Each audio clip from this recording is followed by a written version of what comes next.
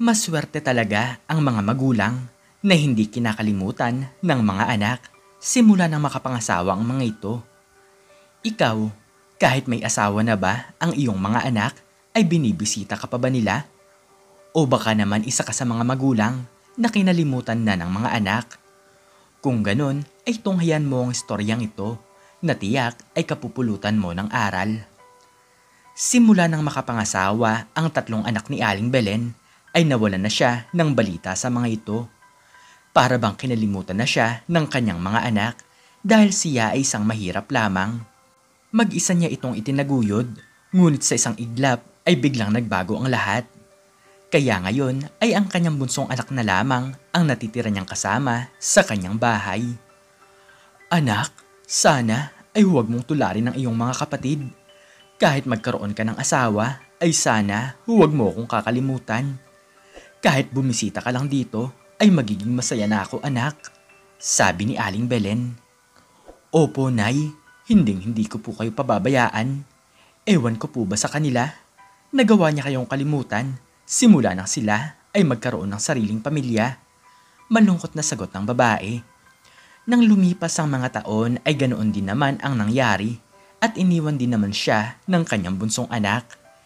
Hindi pa ito tapos sa pag-aaral pero sumama na ito sa isang lalaking mayaman. Oh Diyos ko, bakit naman po ganito ang ginawa sa akin ng aking mga anak? Napalaki ko naman po sila ng maayos, pero bakit po nagawa nila? Nakalimutan ako. Nanlalambot na sabi ni Aling Belen. Kaya simula sa araw na ito ay mag-isang binubuhay ng matanda ang kanyang sarili. Sa pang-araw-araw ay malungkot si Aling Belen dahil naaalala niya noong magkakasama pa sila. Nagtitinda lamang ang matanda ng tinapay sa harapan ng eskwelahan. Maraming mga estudyante ang bumibili sa kanya, kaya hindi naman siya nahihirapan na tustusan ang sariling pangangailangan. Aling Belen, ang tagal niyo na pong nagtitinda dito sa tapat ng eskwelahan. Tumatanda na po kayo. Wala pa po ba kayong balak na magpahinga? Tanong ng isang guro. Naku ma'am, kailangan ko pong gawin ang bagay na ito para mapakain ang aking sarili. Mag-isa na lamang po ako sa aking buhay dahil iniwan na po ako ng aking mga anak. Malungkot na sagot ng matanda. Ganun po ba? Nakakaawa pala kayo. Ito po ang 50 pesos at huwag niyo na po akong suklian. Naaawang sabi ng guro. May mga tao pa rin na nagmamalasakit sa matanda kapag nalalaman ng mga ito ang sitwasyon ng kanyang buhay. Hindi siya pwedeng magpahinga dahil ito lamang ang pinagkukunan niya ng kanyang mga pangangailangan. Wala siyang aasahan kundi ang kanyang sarili lamang. Kung hindi siya magtatrabaho ay baka wala siyang kainin sa pangaraw-araw. Isang araw, habang nagtitinda si Aling Belen, ay bigla nitong napansin ang isang bata na namamalimos sa kalsada. Iba ang itsura nito kung ikukumpara sa ibang mga bata. Iha, bakit ka naman namamalimos sa kalsada? Tirik na tirik ang araw. Halika dito at kumain ka muna. Huwag kang mag-alala dahil hindi naman kita hihinga ng bayad. Nakangiting sabi ni Aling Belen. Maraming salamat po, Lola. Sa totoo lang po, ay kanina pa po ako nagugutom. Sagot ng batang babae. Pero sumilong ka naman kapag mainit ang panahon. Tingnan mo ang balat mo, sobrang itim mo na. Nasaan ba ang iyong mga magulang at bakit kanila hinahayaan? Tanong ng matanda. Nagsimulang pumatak ang mga luha ni Aling Belen nang magsimulang magpaliwanag ang batang babae tungkol sa kanyang buhay. 2 taon na po ako namamalimos sa kalsada dahil naligaw po ako at simula noon ay hindi ko na po nakita ang aking mga magulang. Natural lang po na maitim ang aking balat dahil isa po akong katutubo. Malungkot na sabi ng bata. Talagang awang-awa si Aling Belen sa batang pulubi. Katulad niya ay mag-isa lang din pala ito sa kanyang buhay. Iha, gusto mo bang sumama na lamang sa akin? Wala naman akong kasama sa aking bahay. Pakakainin kita at pag-aaralin dahil iniwan na rin naman ako ng aking mga anak. Nakangiting tanong ng matanda. Nanlaki naman ang mga mata ng batang babae nang dahil sa sinabi sa kanya ni Aling Belen. Para bang muli siyang nagkaroon ng pag-asa at magkakaroon na ito ng maayos na tutulugan. Sigurado po ba kayo? Maraming salamat po talaga. Pangarap ko po talaga na makapag-aral sa eskwelahan. Masayang sagot ng bata. Nang dahil doon ay isinama ito ni Aling Belen sa kanyang bahay. Hindi nagtagal ay pinaaral niya ito at siya na ang tumayong magulang ng bata. Josephine, simula ngayon ay nanay na ang itawag mo sa akin. Huwag mo na akong tawaging Aling Belen dahil ako na ang magulang mo. Masayang sabi ng matanda. Opo, Nay. Maraming salamat po sa pagpapatuloy niyo sa akin. Huwag po kayong mag-alala dahil pagbubutihin ko po ang aking pag-aaral. Masayang sagot ng batang si Josephine. Nanumbalik ang saya sa puso ng matanda dahil ngayon ay may kasama na ulit siya sa kanyang buhay. Hindi na siya mag-isa sa kanyang buhay dahil ibinigay ng Diyos sa kanya ang isang batang babae. Inalagaan nito ng mabuti si Josephine at ibinibigay ng matanda ang lahat ng pangangailangan ng bata. Sobra talaga ang pasasalamat sa kanya nito at ramdam naman ni Aling Belen ang pagmamahal ni Josephine. Nay, hindi ko po talaga akalain na may tutulong po sa akin. Maraming salamat po sa inyo. Kung hindi niyo po ako inampon, ay baka namamalmus pa rin po ako sa kalsada at nananatili na nagugutom ng sikmura. Masayang sabi ni Josephine. Walang anuman anak, lahat ng bagay ay gagawin ko para sa'yo. Basta mag-aral ka lang na mabuti para matupad mo ang iyong mga pangarap. Masayang sagot ni Aling Belen. Lumipas sa mga buwan ay nabalita ng matanda na nakita daw ng kanyang kapitbahay ang kanyang panganay na anak. Namamasyal daw ito sa malayong lugar at maganda na raw ang buhay. Pero kahit na isang beses naman ay walang bumibisita sa kanya, kaya ang pakiramdam niya sa kanyang sarili ay talagang kinalimutan na siya ng mga ito. Isang araw ay umuwi si Josephine galing sa eskwelahan. Napansin ni Aling Belen na malungkot ang bata at bakas pa sa mga mata nito ang sobrang pag-iyak. Anak, anong nangyari sa'yo? Mayroon ka bang problema? O baka naman may nakaaway ka sa labas? Nagtatakang tanong ni Aling Belen. Natatakot talaga ang batang babae na aminin sa kanyang nanay kung ano ang nangyari sa kanya. Anak naman, sabihin mo na sa akin kung ano ang nangyari. Nandito lang ako sa tabi mo at hindi kita pababayaan. Muling tanong ng matanda. Nagsimulang magsalita si Josephine at nang dahil sa mga sinabi nito ay agad nagalit si Aling Belen. Tinutokso po kasi ako ng aking mga kaklase nang dahil sa aking maitim na balat. Alam din po kasi nila na dati po ako namamalimos sa kalsada. Sinasabihan po nila ako ng pangit at anak ng isang mangkukulam. Paliwanag ni Josephine. Napabuntong hininga na lamang si Aling Belen at tiniis nito ang galit sa kanyang puso. Hayaan mo anak, kakausapin ko sila bukas at ipapaalam ko sa iyong guro ang ginagawa nila sa'yo. Seryosong sabi ng matanda.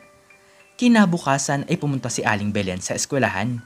Kinausap nito ang mga guro at pinagsabihan nito ang mga bata na nangahamak sa kanyang anak. Naku, may ganyan po palang nangyayari. Hindi naman po kasi nagsusumbong sa amin si Josephine.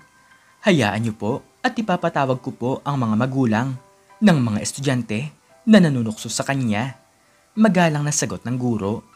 Simula noon ay hindi na hinahamak si Josephine ng kanyang mga klase. Ramdam na ramdam ng bata ang pagmamahal ng isang matanda na hindi niya naman talaga ina. Lumipas sa mga taon ay nakatapos na sa elementarya si Josephine. Kitang-kita nito ang paghihirap ni Aling Belen. Maibigay lamang ang kanyang mga pangangailangan. Nay, marunong na po ako magsulat at magbasa. Pwede naman po akong tumigil sa aking pag-aaral. Matanda na po kayo, kaya madali na po kayo mapagod. Malungkot na sabi ng dalaga. Josephine anak, huwag kang mag-alala sa akin. Gagawin ko ang lahat para makapagpatuloy ka sa iyong pag-aaral. Kaya ko pa naman magtrabaho at kailangan ko rin namang gawin ang bagay na to para makabili tayo ng pagkain sa pangaraw-araw. Paliwanag ni Aling Belen. Nahihirapan din ang dalaga na nakikita niyang nahihirapan ang kanyang nanay. Para bang nagpapakahirap ito para lamang siya ay makapag-aral. Matanda na ito, ngunit patuloy pa rin sa pagkayod ng pera. Sumasakit na nga ang mga paa, ngunit kailangan magtrabaho para mabuhay sila. Isang araw ay bigla na lamang dumating sa kanila ang isang mabigat na problema. Nagkaroon ng sakit si Aling Belen at kailangan itong dalhin sa ospital. Sobrang taas kasi ng lagnat ng matanda, kaya hindi talaga malaman ni Josephine kung ano ang kanyang gagawin. Nay, wala po tayong sapat na pera. Hindi naman po kayo gagamutin sa ospital dahil hindi naman po tayo makakabayad. Hayaan niyo po at gagawa po ako ng paraan. Malungkot na sabi ng dalaga. Nang dahil doon ay hindi nakakapasok si Josephine dahil kailangan nitong alagaan ang kanyang nanay. Namitas ito ng mga halamang gamot upang itapal sa ulo ng matanda. Kung ano-ano ring dahon ang inilalaga nito upang ipainom kay Aling Belen. Kaya lumipas lamang ang 3 araw ay unti-unting gumaling ang kanyang nanay. Anak, maraming salamat sa pag-aalaga sa akin. Pasensya ka na dahil napapabayaan mo ang iyong pag-aaral. Malungkot na sabi ng matanda. Wala pong problema. Hindi ko naman po kayo pwedeng pabayaan. Ginagawa niyo po ang lahat ng bagay para sa akin. Kaya gagawin ko rin po ang lahat ng bagay para sa inyo. Magalang na sagot ni Josephine. Napagdesisyonan ng dalaga na tumigil na lamang sa kanyang pag-aaral. Ang gusto ng babae ay tulungan na lamang ang kanyang nanay sa pagtatrabaho. Wala nang ibang iniisip na paraan si Josephine dahil hindi naman ito gusto na mahirapan si Aling Belen. Nang gumaling ang matanda sa kanyang karamdaman, ay agad itong bumalik sa pagtitinda ng tinapay. Hindi na ito masyadong nahihirapan dahil sa ngayon ay kasama na niya ang kanyang anak. Josephine, hindi mo kailangan gawin ang bagay na to. Kailangan mo mag-aral para matupad mo ang iyong pangarap na maging isang magaling na guro balang araw. Malungkot na sabi ng matanda. Pero gusto ko pong gawin ang bagay na ito. Maswerte pa nga po ako dahil nakilala ko ang isang taong katulad nyo. Sagot ng dalaga. Habang nagtitinda ang dalawa ay nagulat na lamang si Josephine nang dahil sa kanyang nakita. Hindi siya nagkakamali dahil ang mag-asawang naglalakad sa may hindi kalayuan ay ang kanyang tunay na mga magulang. Agad tumakbo ang dalaga sa kinaroroonan ng mga ito. Bumuhos na lamang ang kanilang mga luha nang muli silang magkita. Anak, matagal ka naming hinahanap. Kumusta ka na? Maganda naman ba ang kalagayan ng iyong buhay? Umiiyak na tanong ng kanyang nanay.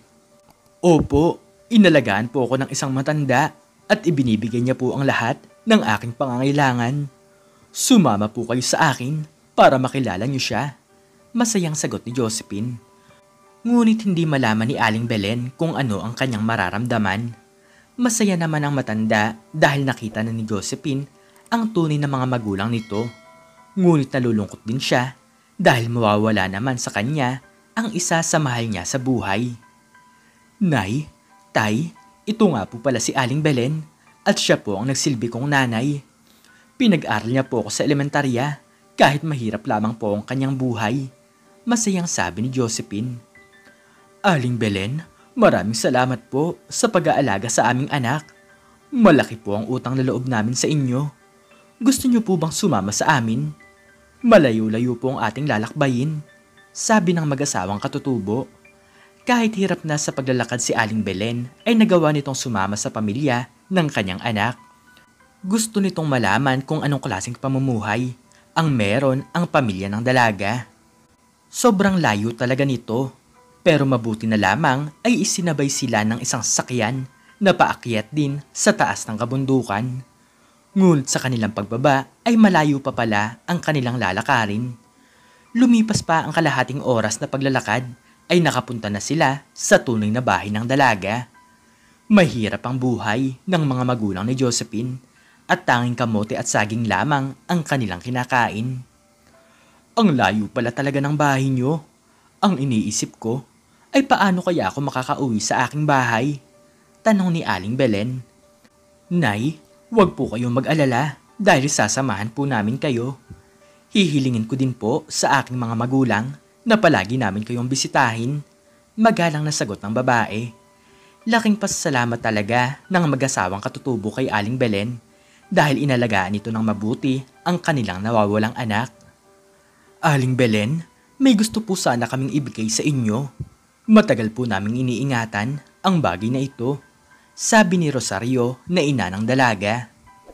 Naku, wag na. Hirap na nga kayo sa buhay, tapos reregaluhan niyo pa ako. Masaya naman ako na nakapiling ko ang inyong anak sa loob ng mahabang panahon. Masayang sagot ang matanda. Pero hindi pala basta-basta regalo lang ang ibibigay sa kanya ng mga magulang ng babae. Mga gintong kwintas at porselas pala ang ireregalo sa kanya ng mga ito. Hindi lang isang piraso dahil nakalagay ito sa isang baul na nakabaon sa ilalim ng lupa. At saan nyo naman nakuha ang bagay na to? Sobrang daming ginto. Bakit hindi nyo ito ipagbili para maging maganda ang inyong buhay? Nagtatakang tanong ng matanda. Iniingatan po namin ang bagay na to at wala naman po kaming balak na ipaalam sa ibang tao ang nahukay na ginto ng aking asawa. Magiging magulo po ang aming buhay at kontento na po kami sa tahimik na buhay. Paliwanag ni Rosario. Ito pala ang dahilan kung bakit nila itinatago ang mga ginto. Kontento na sila sa isang simpleng pamumuhay dahil ayaw nila na pagkaguluhan sila ng ibang mga tao. Tinanggap ito ni Aling Belen at ipinagbili niya ang lahat ng ginto. Lumipas sa mga buwan ay naging mayaman ang matanda. Ginamit niya ang pera sa kabutihan dahil ang sabi niya naman sa kanyang sarili ay hindi niya naman ito pinaghirapan. Pinag-aral niya si Josephine dahil alam niya naman na pangarap nito na maging isang magaling na guro balang araw. Josephine anak, linggo-linggo akong bibisita sa inyo upang bigyan kayo ng tulong. Pati na rin ang inyong mga kapitbahay. Palagi ako magbibigay ng pagkain at mga damit para maiwasan ang pagkagutom sa inyong lugar, sabi ni Aling Belen. Maraming salamat po, Nay. Hindi po talaga kami nagkamali sa pinagbigyan namin ng mga ginto.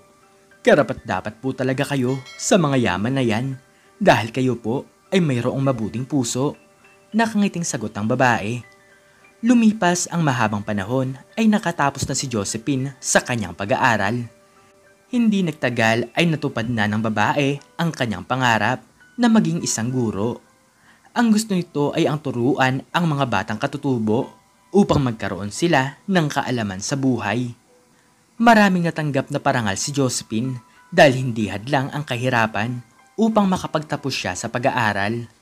Si Aling Belen naman ay masaya sa kanyang buhay kahit hindi na siya binibisita ng kanyang 4 na anak. Binigyan naman siya ng Diyos ng isang batang katutubo na muling magpapasaya sa kanyang pagkatao. Talagang sobrang saya ni Josephine sa pagtuturo sa mga bata sa kabundukan. Nagbigay sila ng libreng pag-aaral sa tulong na rin ng kanyang nagsilbing nanay. Binibigyan nila ang mga ito ng libreng mga kagamitan at sila na rin ang sumasagot sa mga pagkain ng mga bata.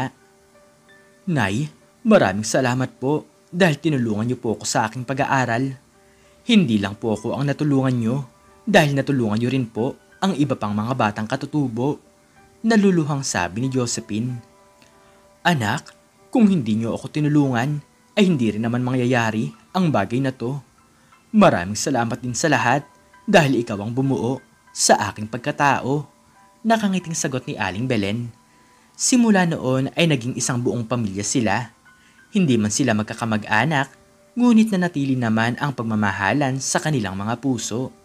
Ang isang simpleng pagtulong ang nagbigay sa kanila ng isang tunay na pag-asa. Nang dahil sa kabutihang loob ay maraming tao ang kanilang natutulungan. Kaya alam nila na sa paglipas ng panahon ay magiging maunlad ang kanilang lugar nang dahil sa libreng edukasyon na kanilang ibinibigay. Maraming mahirap sa ating bansa at ang kasabihan ng iba ay huwag mo silang tutulungan dahil baka matutong umasa. Pero hindi lahat ng tao ay nakapag-aral sa eskwelahan kaya hindi naman nila alam ang kanilang gagawin upang maging isang mayaman. Iba ang tamad at umaasa sa isang taong walang alam. Kung ang isang taong matino ang pag-iisip na hindi naman nagtatrabaho, ay ito ang hindi mo dapat tulungan dahil sila ay pwedeng umasa na lamang. Ngunit kapag ang isang tao ay inosente at walang alam sa buhay, ito ang dapat mong tulungan. Katulad ng mga taong malayo sa bayan na hindi alam ang totoong nangyayari. Sila ang nangangailangan ng tulong dahil kulang sila sa kaalaman. mahalin natin ang ating kapwa at magpasalamat tayo sa lahat ng biyaya. Ikaw, anong natutunan mo sa istoryang ito? I-comment mo sa baba ang iyong natutunan. At hanggang dito na lamang po nagtatapos ang aking istorya at sana po ay nagustuhan niyo ito. Please like, share, and subscribe and click the notification bell para lagi kang updated sa mga bago kong istorya.